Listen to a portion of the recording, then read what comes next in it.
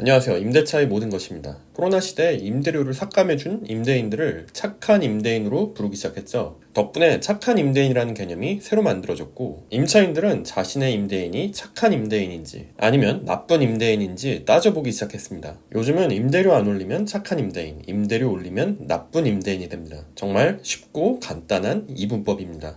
사실 임차인에게 가장 중요한 것은 임대료일 수밖에 없긴 합니다. 임대인이 임대료 올리는 것이 임차인에게는 가장 싫은 일입니다. 그런데 임대료 안 올리는 임대인이 정말 착한 임대인일까요? 물론 대부분 사람들은 그렇게 생각할 겁니다. 임대인이 임대료 안 올리면 좋지 뭐가 문제야? 정말 그런 것인지 한번 상황을 만들어 보겠습니다.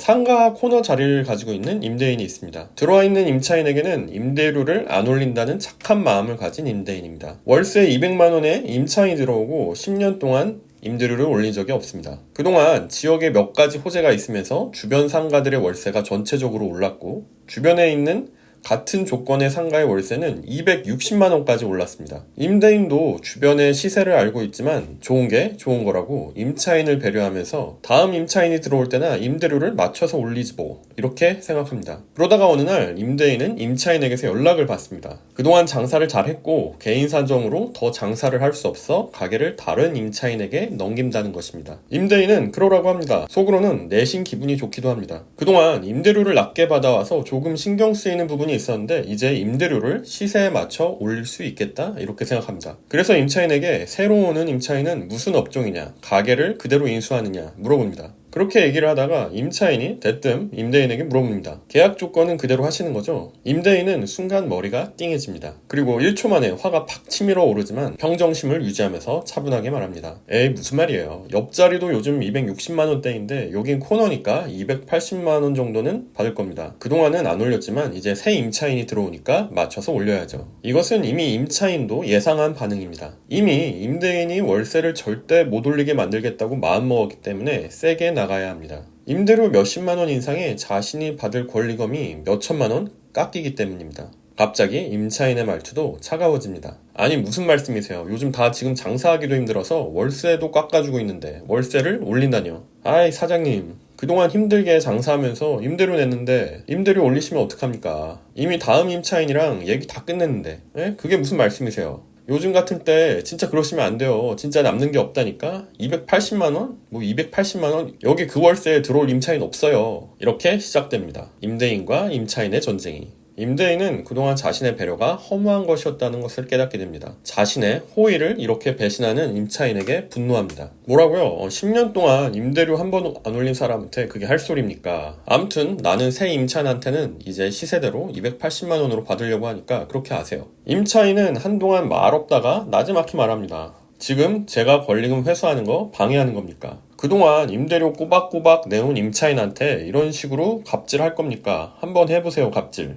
임차인이 권리금 회수하려는데 그렇게 월세 올리는 거 위법입니다. 양심이 있으셔야죠. 올려도 적당히 올려야지. 법으로도 임대인이 그렇게 올리는 거 못하게 돼 있어요. 지금 그거 내 권리금 회수 방해하는 건데 내가 데려오는 임차인이랑 계약 안 해주면 알아서 하세요. 이렇게 통화는 끝납니다. 임대인은 통화 끝나고 얼굴이 벌개집니다. 화가 나서 씩씩거리는데 임차인이 마지막에 한 말이 떠오릅니다. 정말 이렇게 임대료를 올리면 안 되는 건가? 인터넷에서 상가 임대차 보호법 읽어보고 유튜브 영상도 찾아봅니다. 뭔가 임차인 말이 맞는 부분도 있고 아닌 부분도 있는 것 같습니다.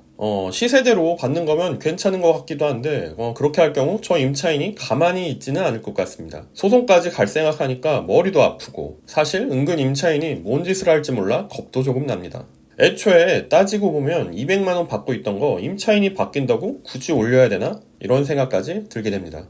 결국 임대인은 기존 임대료인 200만 원에서 15%만 올린 230만 원으로 합의를 하고 임차권 양도 양수에 동의해줍니다. 물론 이것도 옥신각신 서로 안 좋은 소리만 하다가 서로 불만족스럽게 합의하게 된 것입니다. 임차인은 원래 받아야 할 권리금에서 3천만 원이 깎이게 되었고 임대인은 원래 받아야 할 월세에 한참 부족한 임대료를 다음 임차인에게까지 받아야 합니다. 임차인은 임대인을 자기 돈 빼앗아간 나쁜 임대인이라고 생각하면서 주변에 소문을 내고 임대인을 욕하기 시작합니다. 그동안 월세 안 올린 임대인의 배려는 머릿속에서 사라진 지 오래입니다. 임대인도 기대에 못 미치는 임대료 때문에 기분이 안 좋습니다. 그동안 괜히 임차인 배려하느라 임대료 안 올린 것 후회하게 됩니다. 다시는 그런 실수에서 뒤통수 맞지 않겠다고 다짐합니다. 임대인은 새로운 임차인과 230만 원으로 계약했지만 계약 기간이 끝나면 매년 따박따박 5%씩 임대료를 올릴 계획입니다. 하지만 그것도 충분하지 않게 생각됩니다.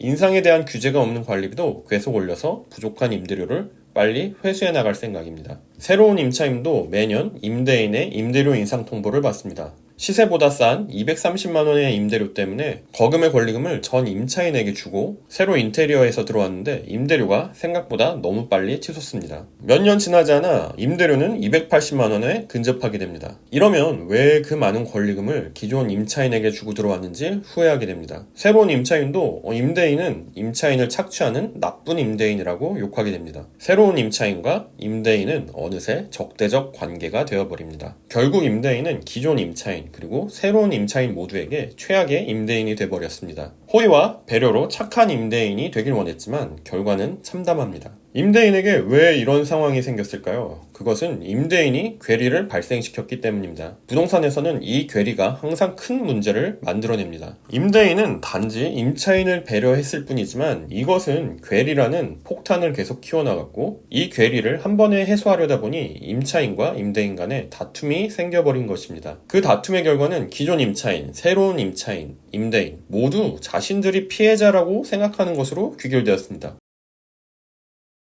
이렇게 예로 상황을 만들어 봤는데요. 상가 임대차에서는 이것과 비슷한 상황이 많이 발생합니다. 임대인이든 임차인이든 서로 시장에서 크게 벗어나는 행동이나 결정은 언젠가 더 큰 문제를 야기하고 그 피해는 자신에게 돌아오는 경우가 많습니다. 상가 임대차에서는 착한 마음이 언제나 좋은 결과를 가져오는 것이 아닙니다. 임대료든 보증금이든 연체된 차임이든 항상 상황에 맞춰 괴리를 메꿔나가고 그것을 정리해 나가는 과정이 임대인, 임차인 모두에게 필요합니다. 구독자 여러분 모두 이것을 기억하셔서 현명하게, 원만하게 임대차 관계 유지하셨으면 좋겠습니다. 오늘도 영상 시청해주셔서 감사합니다. 좋은 하루 보내세요.